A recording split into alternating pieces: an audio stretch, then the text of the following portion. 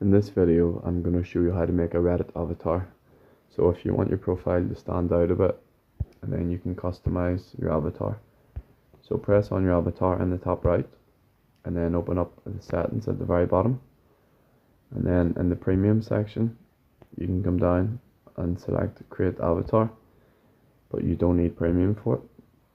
So press on that, and at the top you have a shop menu or an edit menu. Press on edit, and that'll load your avatar.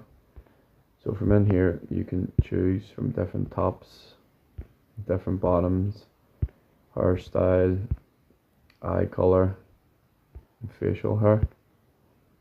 So once you've chose your avatar, you can simply press save in the top right and confirm it. If we come in and check our profile, you'll see that it's updated the avatar. So that's how to make a Reddit avatar. Thank you for watching.